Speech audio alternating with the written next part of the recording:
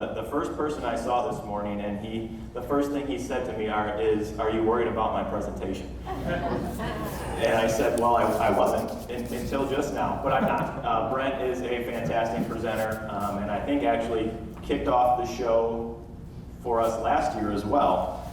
So he is the founder and principal of Fusenio, and I'll read his biography here because it's kind of funny. Brent Lindberg is annoying, and he knows it.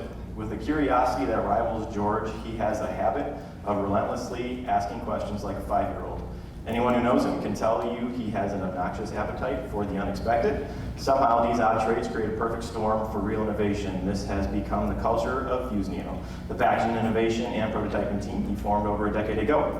Together they help brands find unexpected opportunities in packaging by combining daring creativity with serious expertise. So Brent was obviously a natural to invite to the program once again this year, and I'm very excited to hear what he has to say about It Breaks, You Buy It. So help me welcome Brent.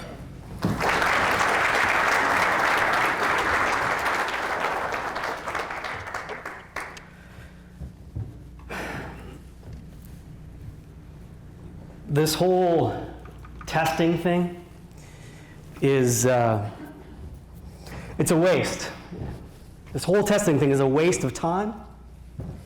It's a waste of money. It's a waste of our resources. I don't even know why we're bothering to be here for a couple days.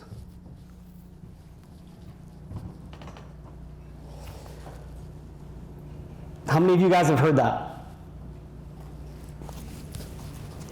How many of you guys have heard from a marketing individual before, why are we even doing this? I would argue that all of us have heard to some extent, why do we even do this? Why is this even important? Why does it matter?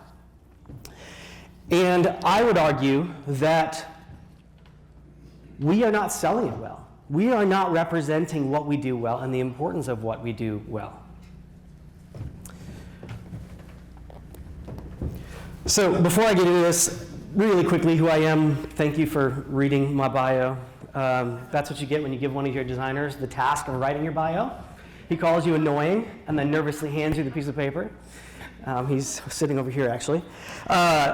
So we are a packaging innovation firm. We are process and material agnostic. We're a group of designers and engineers, but we are also a test lab.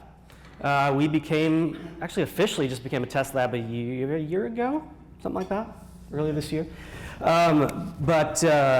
We have been super involved in this whole omnichannel thing with Amazon. We've been Amazon's kind of right arm. So if you've seen any of Amazon's videos or their collateral and material, our team's built all of that. We've been along on this journey trying to figure out what is e-commerce packaging, and then therefore what is omnichannel packaging, because that is tied right to it. We work in obviously all of the CPG space, but we also do really crazy things like help Google figure out how to move servers around the world and help Disney figure out how to create parks of the future that are zero waste and no packaging. And so our team, we do some really cool things. But let's talk about stories. I'm actually really glad this event was today, because about 36 hours ago, I wanted to do something really special. Kids went to bed, and I said, I'm going to do something really special and really romantic for my wife. And so, kids are down to bed. I kind of sneak off. I gather some tools. I pick up a few toys. Before you get your mind in the gutter, I decided I was going to clean the car. Okay? Keep it clean. PG. I decided I was going to clean the car. So I cleaned up the car. I picked up all the stuff. I was vacuuming out the Cheerios, doing all that usual stuff when you have two kids. And I was going the extra mile on this one. And so I was going to actually detail the car a little bit, right? So I get out some tools and I get out some cleaner and I start spraying down and wiping the car, and I'm getting into it. This is going to look amazing. My wife's going to be so happy. This is going to be great. And, spend quite a while cleaning the car, finish up, go to bed. I wake up, 24 hours ago, yesterday. And who remembers the movie Goonies? Goonies. Sloth? All right, if you don't know what sloth looks like, pull that picture up at some point today. Sloth from Goonies. I looked like Sloth from Goonies. The whole my left-hand side of my face was completely swollen. I almost couldn't see out of my eye. It was all like red.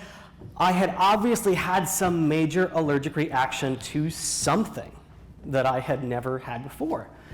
And so got on the roids, and I'm just a little swollen right now, but for the most part, I'm clear.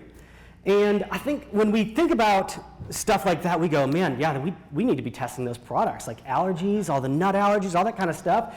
That's absolutely important to know what's in stuff and to know the impact that things have on people and products.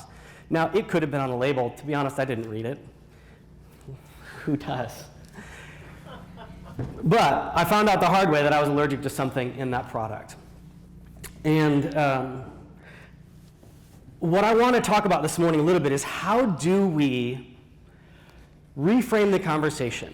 How do we take this conversation of testing that has become this inherently tack it on at the end, this obligatory thing that I have to do because my engineering team or my lab is in the way and they just won't they won't sign off on it unless they've done this stupid test. How do we change it from that conversation to an involved conversation that we understand the importance of the testing and we understand when and how to use it, maybe even more frequently and earlier on in the process than we normally would? And so we're going to talk about some stories this morning. All right, easy bake ovens. So I want you to imagine this. Let's just pretend for right now that you have a 7-year-old niece, okay? I don't know if any of you do, but we're just going to pretend. You've got a 7-year-old niece, and she enjoys being in the kitchen. She loves having fun baking cookies and stuff. And so you, being the amazing aunt and uncle that you are, her birthday coming up, you're going to buy her an easy bake oven because she's going to love it. I mean, who doesn't love mediocre brownies? And so you buy it online, have it sent directly to her.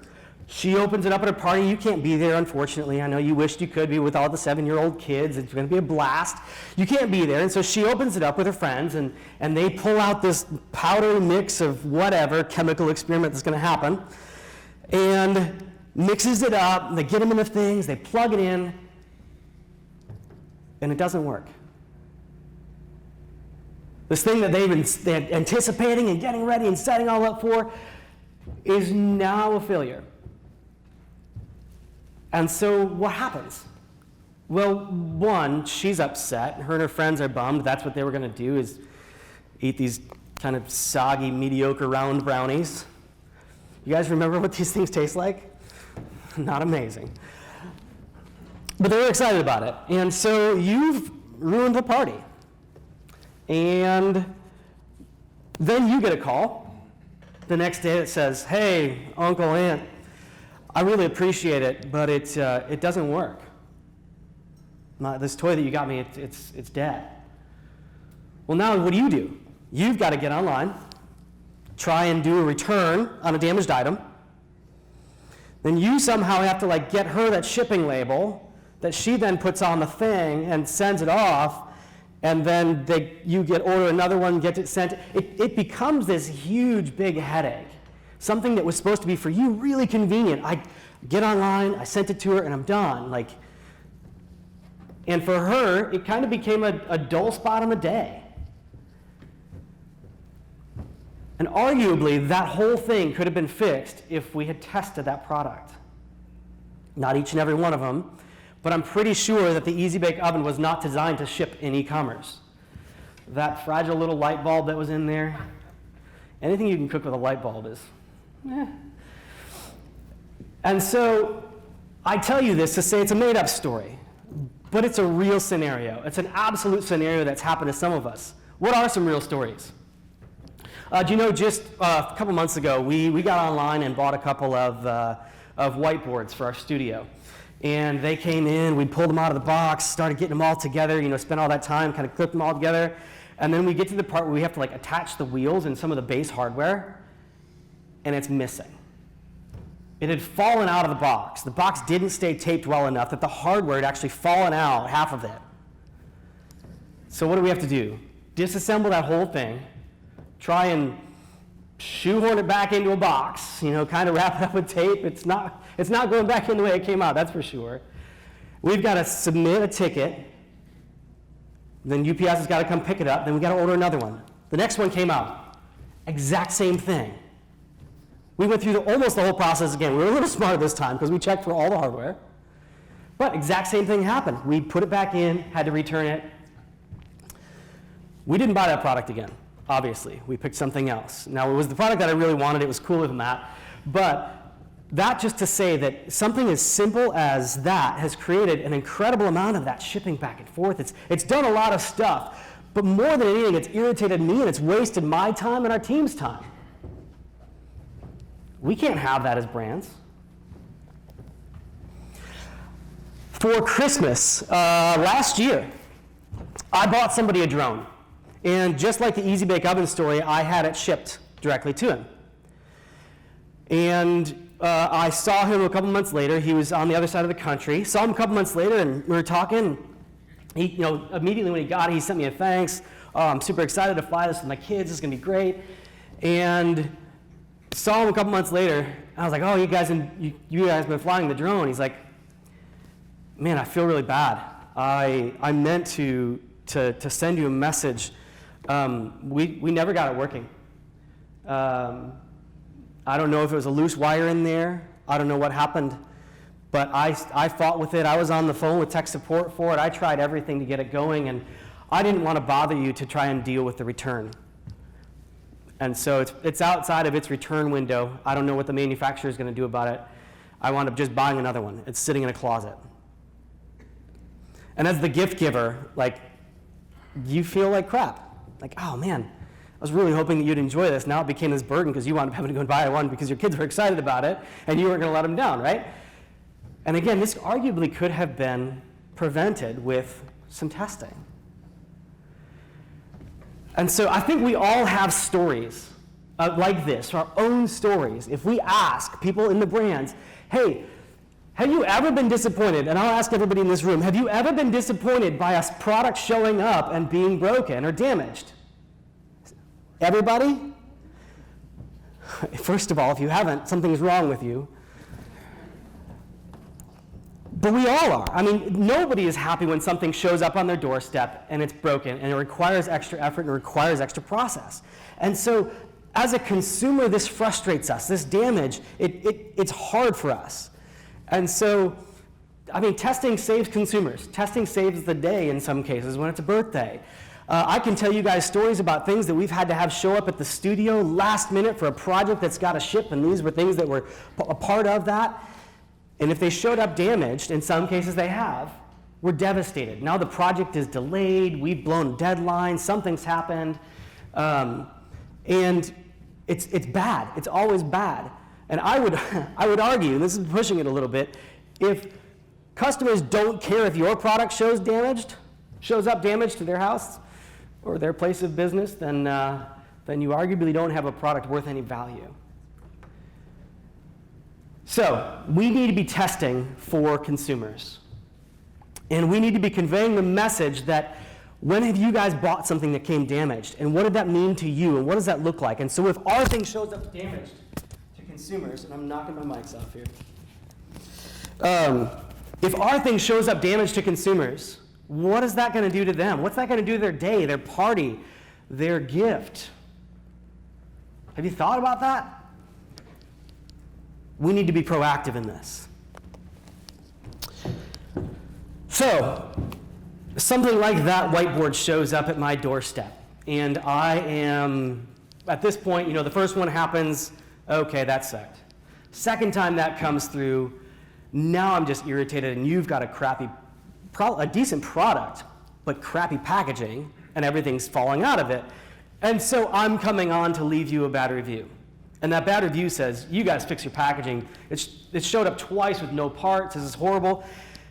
What do you think people are going to do when they go looking through there to buy it. I know me as a consumer, I'm going to read some of those reviews because I'm probably not the only person. If it happened to me twice, I'm probably not the only one this happened to. And I was a little bit ignorant the first time when I bought it because I liked the design of it and nobody else had it. But if I can leave another bad review and another bad review, hopefully I will save somebody else the headache of going through what I went through.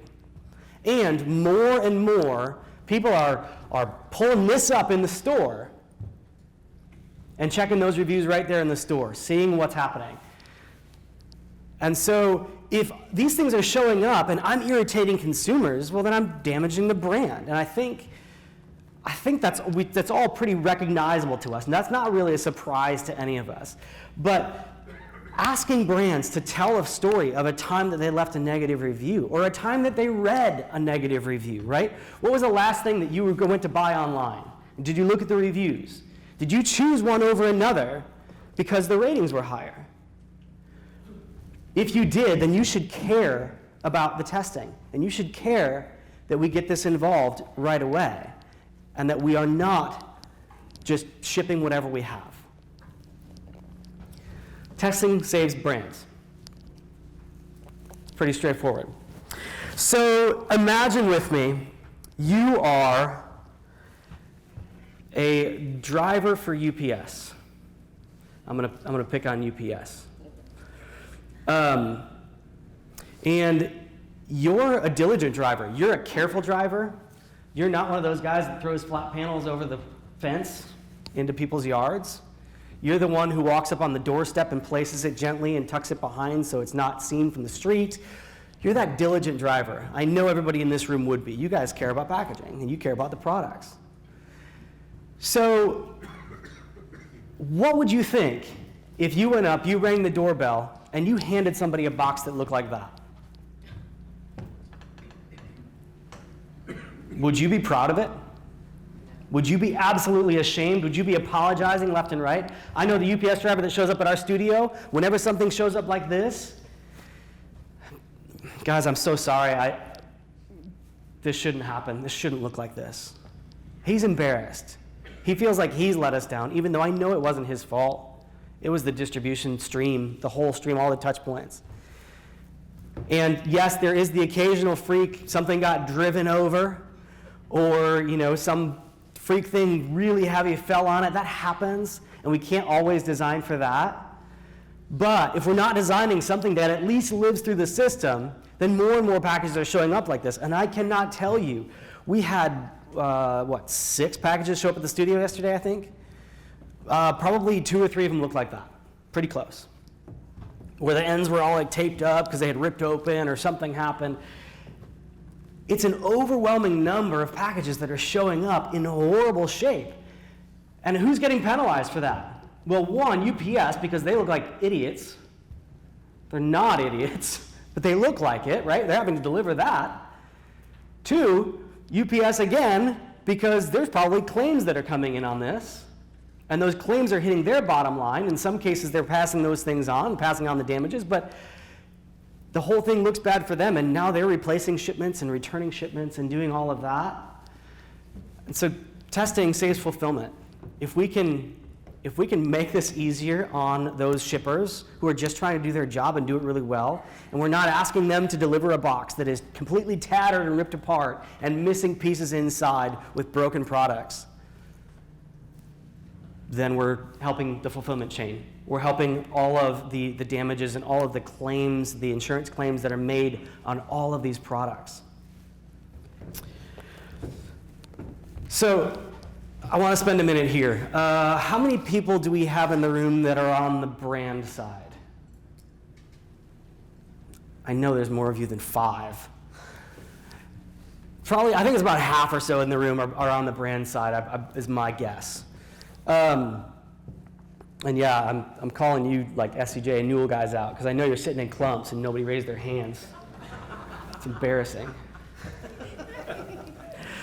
Have you guys done any work on sustainability? No? Nobody on the brand side? Yes. I mean, sustainability and e-com have been like 2 of the main highlighted topics.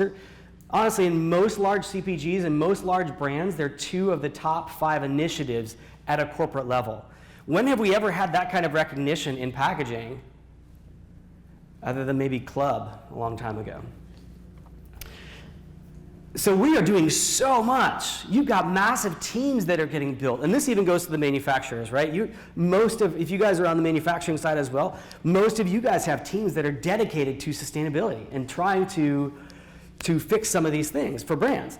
And so all of this work is happening. These teams are putting in major initiatives. A lot of work is going around about how do we utilize better, more sustainable materials and whatever that looks like. That's a fascinating conversation and debate that we can get into later. What is sustainability? But we're doing a lot of work around it. And I would contend that packaging is an incredibly small piece of the overall sustainability story. And I think you know that. But we need to help brands, we need to help marketers, we need to help people all throughout the chain understand that all of that effort is completely futile if stuff shows up and goes immediately into one of these. I mean, just imagine you make 1,000 products, right? And you go to load up your truck to ship these 1,000 products, and you take 100 of them, or 50 of them even, and just toss them in the dumpster right there at the manufacturing plant, right? You drive down, they change hands at some DC, whatever. You take another 50 of them, you throw them in the dumpster. You take them off to UPS or whatever, you take another 100 of them, throw them in the dumpster. You deliver them all the way out to people's houses, and right when you get to their house, you throw it in the trash at the end of the driveway. That's exactly what's happening when we are not thinking about testing and really incorporating testing and designing these things to survive. We are throwing away all of these things. And so all of this work that's being done around packaging sustainability, and a lot of brands' product sustainability is right up there, right? But especially when you start getting into some of the consumer electronics and toys and stuff like that, sustainability hasn't quite moved into those categories yet.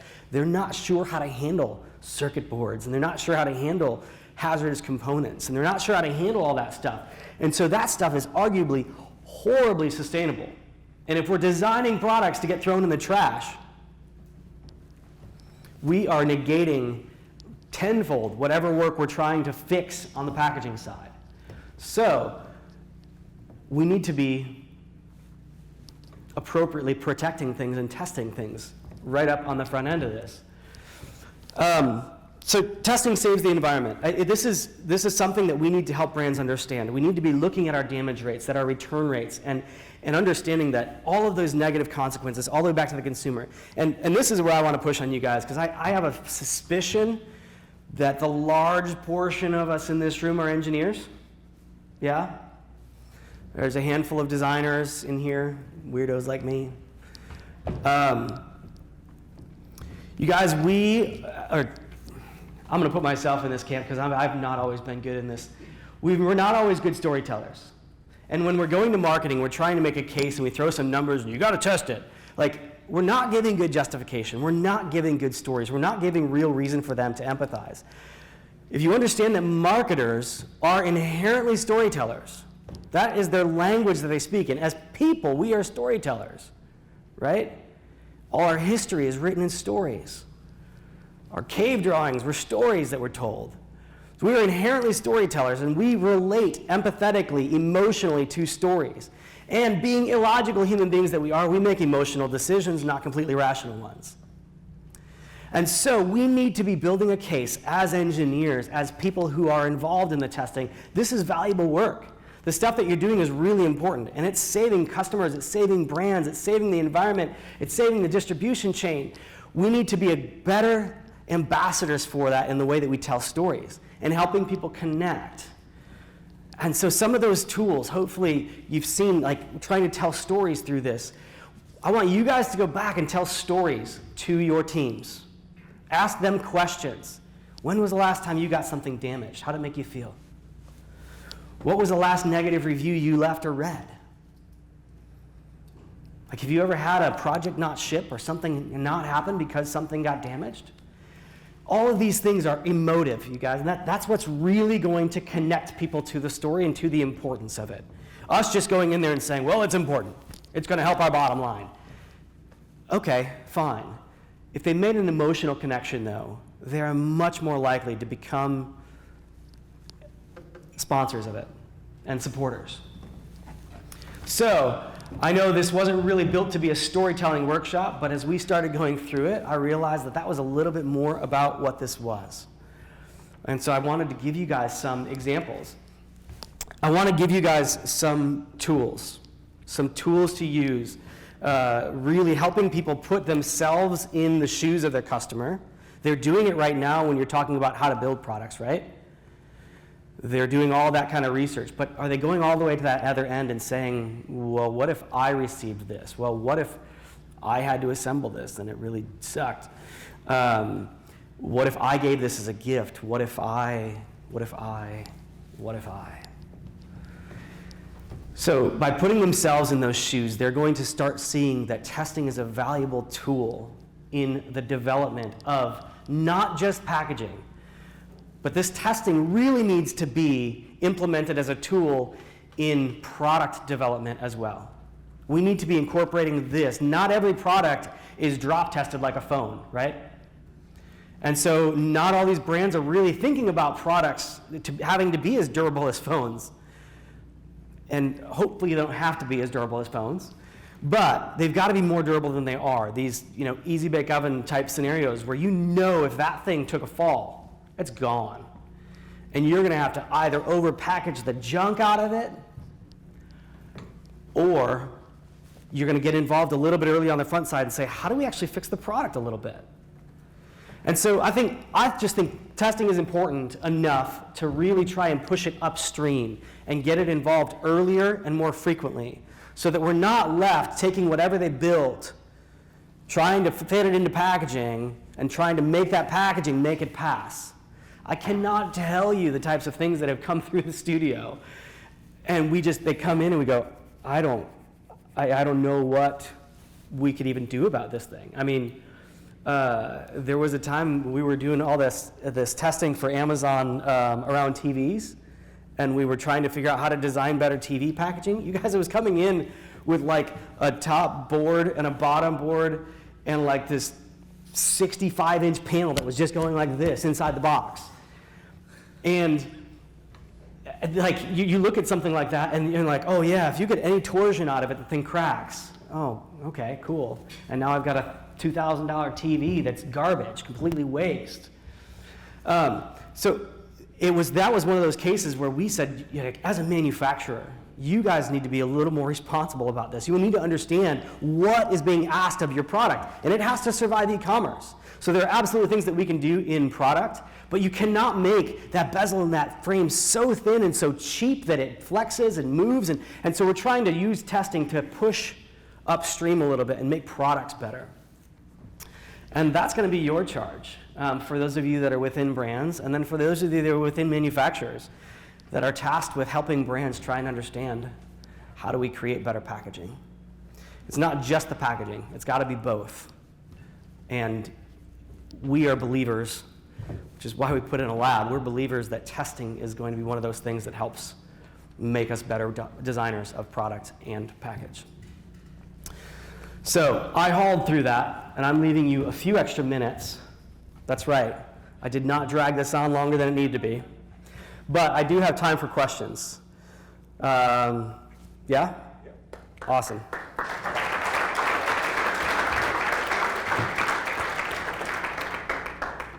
Okay, we've got a mic in the back, and we've got time for questions. So, who's got it?